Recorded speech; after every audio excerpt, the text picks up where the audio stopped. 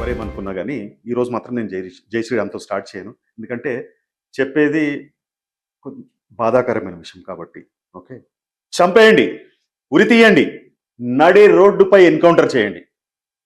ఒక తండ్రి ఆవేదన, ఆక్రోశం, కోపం, నిస్సహాయత, ఒక ఘోరమైన సంఘటన, యావత్ మానవ జాతి తలదించుకునే ఇన్సిడెంట్. ఈ హేయమైన ఘటన ఖమ్మంలో ఈ నెల 6న జరిగింది.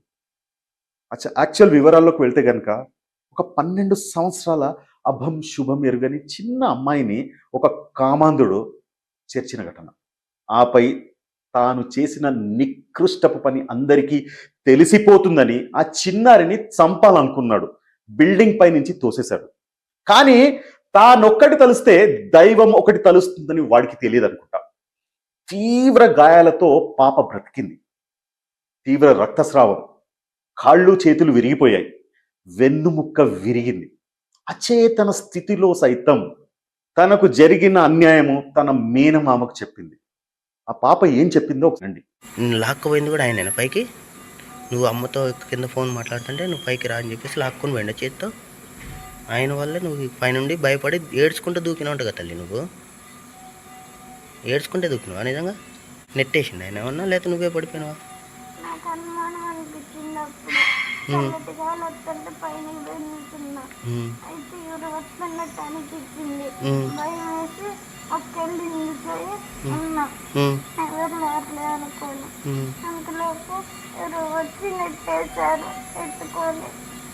ఎత్తుకొని నెట్టేసిండు.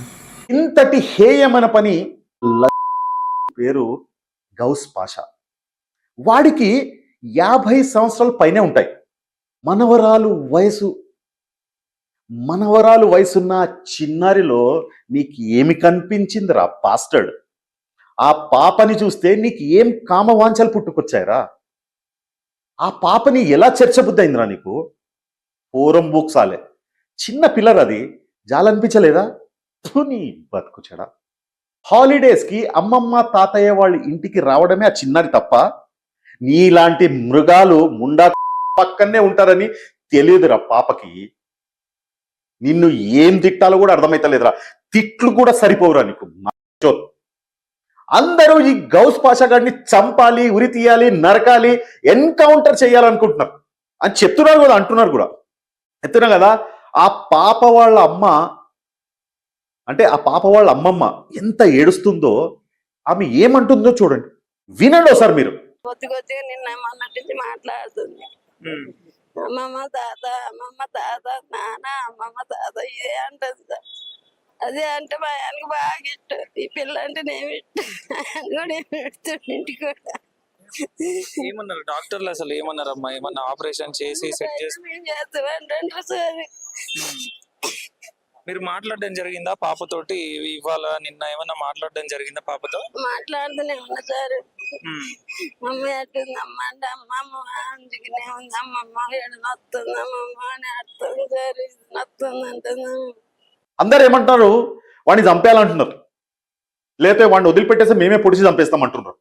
లేదా కొంతమంది ఏం చేస్తారు, రోడ్ల పైన వాడిని ఉరి తీయాలంటున్నారు. కొంతమంది పోలీస్ అధికారులకు చెప్తున్నారు, మన సోకాల్డ్ పెద్ద పెద్ద అధికారులకి వాడిని ఎన్కౌంటర్ చేయమంటున్నారు. ఏమవుతుంది? ఇంకోటి ఉట్టుకొస్తాడు ఎక్కడనో.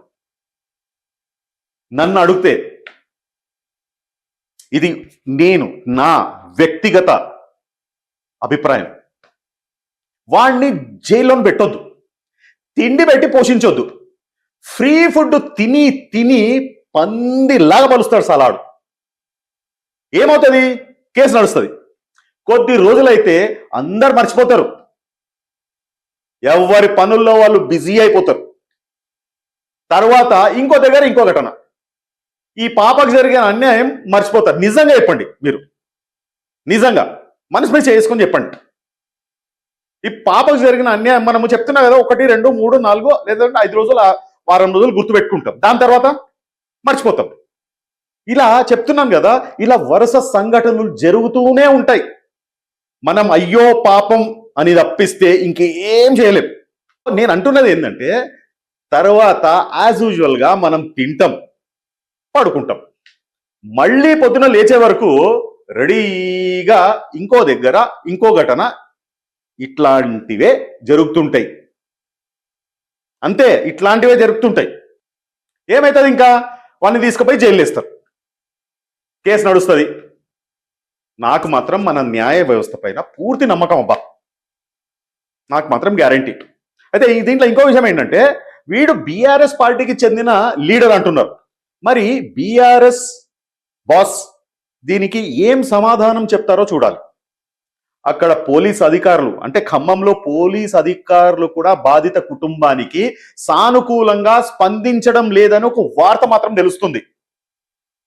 మరి దీనికి మన ప్రభుత్వం, రేవంత్ అన్న ప్రభుత్వం ఏ రకంగా స్పందిస్తుంది చూడాలి. ఇంతవరకు ముగ్గురు మంత్రులు ఖమ్మం దానికి ఇంతవరకు ఒక్కరు కూడా పోలేదంట. అక్కడికి హాస్పిటల్కి పోయి పాప ఎట్లుందని తెలుసుకోలేదంట. చిన్న పాప, అది 12 ఏళ్ల పాప. హాలిడేస్ కని అమ్మ నాన్న తీసుకొచ్చేసి వాళ్ళ అమ్మమ్మ నాన్నమ్మ ఇంట్లో వదిలిపెడితే, లేర్రా నీకు పిల్లలు లేర్రా, నీకు 50 సంవత్సరాలు దాటే. అసలు నీ ముఖం పైన ఉమ్మాలన్నా కానీ అది నా సలైవ, నా ఉమ్ముకే ఒక ఇన్సల్ట్ రా, చెప్తున్నాను కదా. కానీ చెప్తున్నా కదా, నాకు ఒక కోరిక ఉంది. ఆ కోరిక నేను మీకు ఇప్పుడు మీతో, నా వ్యూవర్స్తో పంచుకుంటా. ఒకవేళ నా కోరిక సబబే అయితే నన్ను ఆశీర్వదించండి. లేదంటే ఏదో వీడో పిచ్చోడు, వాడికి ఏదో కాలింది వాడు అన్నాడు అని చెప్పేసి మీరు ఇది చేసుకోండి, ఓకే. కానీ వాడిని ఇప్పుడు జైలుకి పంపించారు, కేసు నడుస్తుంది. ఇప్పటికో ఎప్పటికో వాడికి 7 సంవత్సరాల శిక్ష అయితే గ్యారంటీ పడుతుందని దాన్ని వాడు హాయిగా ఆడుతూ పాడుతూ, అంటే నేను ఆడుతూ పాడుతూ అని ఎందుకు అంటున్నానంటే, జైల్లో వారానికి చికెన్, మటన్, గుడ్డు తిని హెల్తీగా పలుస్తాడు. వాడికి యాక్చువల్గా వాడు చేసిన పని తప్పు అని ఎలా తెలుస్తుంది చెప్పండి? ఎలా తెలుస్తుంది? అంటే 7 సంవత్సరాలు జైల్లో ఉంటాడు. హాలిడేస్, గిలిడేస్, పండుగలు, పబ్బాలు ఇవన్నీ తీసి దాంట్లో తీసేస్తే ఒక 3 సంవత్సరాలు ఎగిరిపోతాయి. ఇంకో 4 సంవత్సరాలు మంచి ప్రవర్తన, లోపట ఏదో మంచిగా ఉండి వాడు ఇక ఇది చేసుకొని గిడ్డం పెట్టుకొని జర టోపీ పెట్టుకొని దేవుడు మాటలు చెప్పుకుంటూ కొంతమందికి ఇది చేస్తే వాడు మంచి మాటలు వినేసేసి వాడికి ఒక సంవత్సరం శిక్ష తగ్గింది అనుకో, 3 సంవత్సరాలు బయటకు వస్తాడు. వాడు తప్పు చేసిండని ఎట్లా తెలుస్తారు? వాడికి టైంకి బ్రేక్ఫాస్ట్, టైంకి లంచ్, టైంకి చాయ్, టైంకి డిన్నర్, అన్ని ఫ్రీగా. ఇక చాయే కరెక్ట్ మాకు తాగడానికి అయితే లేదు, అన్ని ఫ్రీగా వస్తున్నాయి వీడికి, అన్ని టైం టు టైం దొరికిపోతున్నాయి. చెప్తున్నా, బయట కష్టపడే వాడికి 3 పూటలా తిండి దొరుకుతుందో లేదని చెప్పేసి గ్యారంటీ అయితే లేదు. అసలు మీరు ఇస్తారా గ్యారంటీ అది? ఎందుకంటే బయట ఎంతో మంది కష్టపడుతారు. పాపం వాళ్ళ కష్టం ఎంత చెమటోర్చి కష్టం చేసినా కానీ 3 పూటలల్లా వాళ్ళ పిల్లం బిడ్డలకి తినిపేయడానికి పాపం వీడు పస్తులు ఉంటాడు. అని ఈ ముండా మాత్రము అన్ని టైం టు టైం దొరుకుతాయి. తర్వాత ఈ లుచ్చగాడు జైలు నుండి బయటకు వచ్చిన తర్వాత మరో చిన్నారి మీద ఇట్లాంటి అఘాత్యం చెయ్యడు అని గ్యారంటీ ఏమైనా ఉందా? వాడు జైలు నుండి బయటికి వచ్చాక వాడిని ఎవరు గుర్తుపడతారు? ఒక్క 3, 4, 5 సంవత్సరాల తర్వాత, 4 సంవత్సరాల తర్వాత జైలు నుంచి బయటికి వచ్చి మన ముందే నిలబడితే వాడు నిజంగానే వీడా పిచ్చాడు అని చెప్పేసి మనకి డౌట్.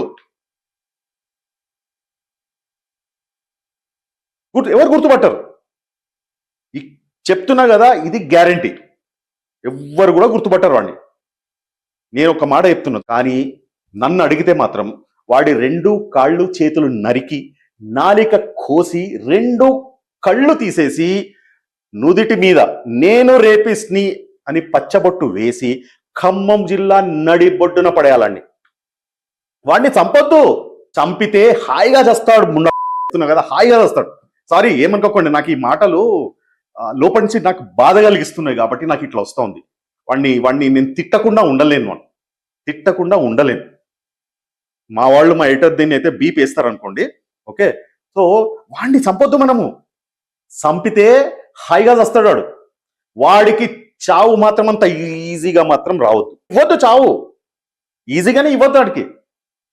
చెప్తున్నా, తిండి కూడా అడగలేని స్థితికి తీసుకోవాలని, ఆ స్థితికి తీసుకొచ్చి ఎవరైనా జాలిపడి తినడానికి ఏదైనా ఇచ్చినా రోడ్డు నాకుకుంటూ తినాలి నా కొడుకు. ఎందుకంటే చేతులు ఉండవు, నాలుక ఉండదు. నాకడానికి నాలుక కూడా లేదు వానికి, అది కూడా కట్ చేయాలి మనం. కళ్ళు ఉండదు, ఎక్కడుందో తెలియదు వాడికి. సో నాకుంటూ తినాలి చెప్తున్నా మా వాడికి ఈ శిక్ష ఇట్లా ఉండాలి. నీళ్లు కూడా నాకడ మీరు ఇట్లా తాగాలి. చావు ఎప్పుడు వస్తుందో అని ప్రతి నిమిషం ఎదురు చూడాలి. లాస్ట్కి వాడు వదిలిన మలాన్ని కూడా వాడే తిని తాగి బతికేలాగా చెయ్యాలి. చెప్తున్న వాడి పరిస్థితి ప్రతి ఛానల్స్ లో రోజు 1 గంట లైవ్ చూపెట్టాలి. వాడిని సావనివద్దు. వాడికి ఏమైనా జరిగితే వాలంటీర్గా డాక్టర్లు వచ్చి మంచి వైద్యం ఇచ్చి వాడిని కాపాడి మళ్ళీ అదే ప్లేస్ లో వదలాలి. ఈ లైవ్ మొత్తం భారతదేశం అంతా చూపించాలి. దీనికి మన తెలంగాణ వేదిక కావాలి.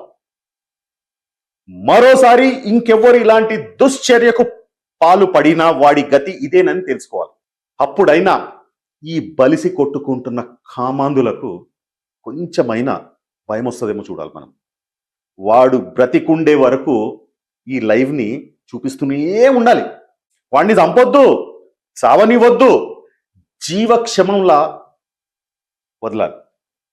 చెప్తున్నా కదా, నడవలేక, తినలేక, కడుక్కోలేక, బతికున్నా చూడలేక, నోరున్నా మాట్లాడలేక చెవులు మాత్రం వదిలిపెట్టాలి మనం. ఎందుకంటే వాడిని చూసిన వాళ్ళందరూ వీడిని చీకొట్టి వీడి ముఖంపై కాండ్రించి ఉమ్మేయాలి. ఈ చండాలుడి గురించి మాట్లాడే మాటలు విని విని కృషించి లాస్ట్కి యా అల్లా ముజే మౌత్ నసీబ్ కర్ అని వేడుకోవాలి. అయినా ఆ దేవుడు వాడికి చావు మాత్రం ఇవ్వద్దు. నేను పర్సనల్గా కోరుకుంటున్నాను ఏంటంటే వాడు ఇంకొక 30 సంవత్సరాలు బ్రతికుండాలని ఆ దేవుడిని వేడుకుంటున్నాను. ఎందుకంటే ఈ 30 సంవత్సరాల్లో ఇంకో 2 జనరేషన్స్ పుడతారు. వాళ్ళకి కూడా ఈ ఎగ్జాంపుల్ కావాలి.